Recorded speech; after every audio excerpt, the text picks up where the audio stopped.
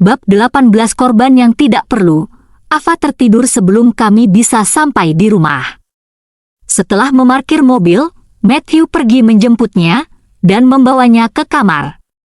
Begitu dia memasukkannya ke dalam, aku bersiap untuk mandi. Sementara itu, telepon Matthew terus berdengung dan dia melihatnya sekilas sebelum menutup telepon. Dia seperti gelisah. Aku tahu itu karena dia tidak berani menjawabnya saat aku ada. Aku membawa baju ganti dan ponselku ke kamar mandi. Setelah meletakkan barang-barangku ke samping, aku menyalakannya, air dan biarkan pintu sedikit terbuka untuk mendengarkan gerakan apapun di luar. Seperti yang diharapkan, aku mendengar Matthew berbicara ke telepon dengan pelan. Karena itu, aku menelepon Ivana dan hanya mendengar nada sibuk. Ini membenarkan kecurigaanku akan hal itu. Matthew sedang berbicara dengannya di telepon. Tanganku gemetar karena marah saat aku mandi dengan tergesa-gesa dan meninggalkan kamar mandi. Matthew mendengar langkah kakiku dan dengan cepat memutuskan panggilan. Dia memasuki ruangan dari balkon dan berpura-pura tidak tahu sambil berkata, "Hei Akung, kamu sudah selesai?" Dia berpura-pura tersenyum dan mengambil handuk dari tanganku. Lalu dia berdiri di belakangku untuk mengeringkan rambutku dengan itu. Aku tahu pikirannya ada di tempat lain dan bertanya dengan santai, "Siapa yang baru saja meneleponmu?" "Itu ibuku," jawab Matthew sebelum aku hampir bisa menyelesaikan kalimatku. Tiba-tiba Ava berteriak dan membuat Matthew panik. Dia menyorongkan handuk ke tanganku dan bergegas menghampirinya. Ruang untuk menghindari pertanyaan menyelidik aku. Sementara itu, aku berdiri terpaku dengan handuk dan merenung sejenak. Aku tahu Matthew telah berbohong lagi karena panggilan itu tidak mungkin berasal dari ibunya, karena aku telah menghubungi nomornya untuk memastikan bahwa dia tidak melakukannya. Melakukan panggilan apapun, aku berskamur di dinding kamar mandi dan merasa benar-benar tidak berdaya. Saat itu, Matthew masuk sambil masih menggendong Ava.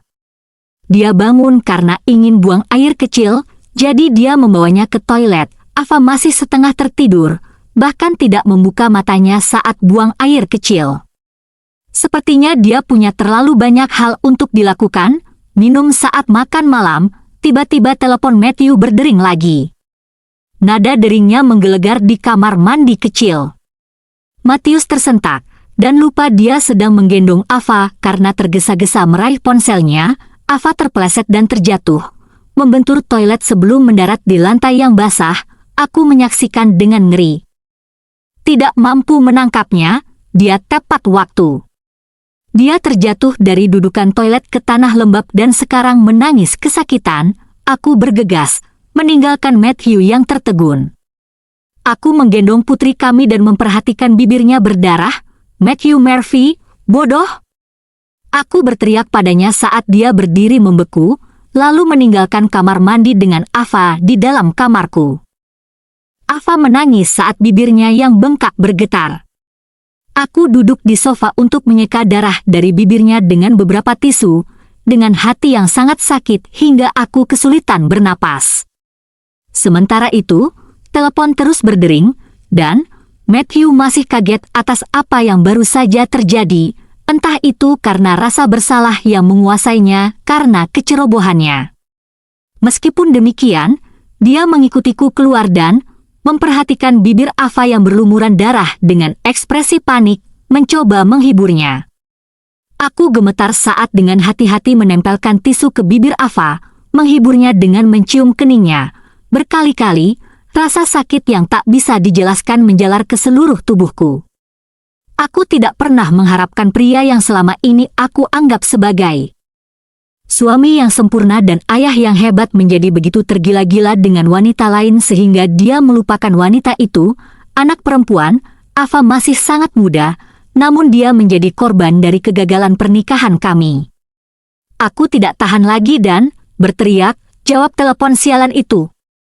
Aku ingin melihat siapa yang terus-menerus menelepon kamu." Menjawab, Matthew buru-buru membungkam telepon sementara aku memegang erat Ava. Putriku terakung baru saja terbangun dari tidurnya yang damai hanya untuk menahan rasa sakit seperti itu. Kemudian, dia merasa ngeri sebelum dia bisa pulih darinya. Jatuh, penyesalanku karena membiarkan Matthew merawat Ava membuatku kewalahan. Pada akhirnya, aku tetap duduk di sofa. Dengan panik menyeka darah Ava dengan tisu. Aku berkata sambil terisak-isak, "J, jangan menangis, Akung. Ibu minta maaf." Ava menangis saat bibirnya yang bengkak bergetar. Aku duduk di sofa untuk menyeka darah dari bibirnya dengan beberapa tisu, dengan hati yang sangat sakit hingga aku kesulitan bernapas. Sementara itu, telepon terus berdering, dan Matthew masih kaget atas apa yang baru saja terjadi, entah itu karena rasa bersalah yang menguasainya karena kecerobohannya. Meskipun demikian, dia mengikutiku keluar dan memperhatikan bibir Ava yang berlumuran darah dengan ekspresi panik, mencoba menghiburnya. Aku gemetar saat dengan hati-hati menempelkan tisu ke bibir Ava, menghiburnya dengan mencium keningnya. Berkali-kali, rasa sakit yang tak bisa dijelaskan menjalar ke seluruh tubuhku. Aku tidak pernah mengharapkan pria yang selama ini aku anggap sebagai suami yang sempurna dan ayah yang hebat menjadi begitu tergila-gila dengan wanita lain sehingga dia melupakan wanita itu. Anak perempuan, Ava masih sangat muda, namun dia menjadi korban dari kegagalan pernikahan kami. Aku tidak tahan lagi dan berteriak, "Jawab telepon sialan itu. Aku ingin melihat siapa yang terus-menerus menelepon kamu." Menjawab, Matthew buru-buru membungkam telepon sementara aku memegang erat Ava. Putriku terakung baru saja terbangun dari tidurnya yang damai hanya untuk menahan rasa sakit seperti itu. Kemudian, dia merasa ngeri sebelum dia bisa pulih darinya. Jatuh, penyesalanku karena membiarkan Matthew merawat Ava membuatku kewalahan. Pada akhirnya, aku tetap duduk di sofa. Dengan panik menyeka darah Ava dengan tisu. Aku berkata sambil terisak-isak, "J, jangan menangis, Akung. Ibu minta maaf."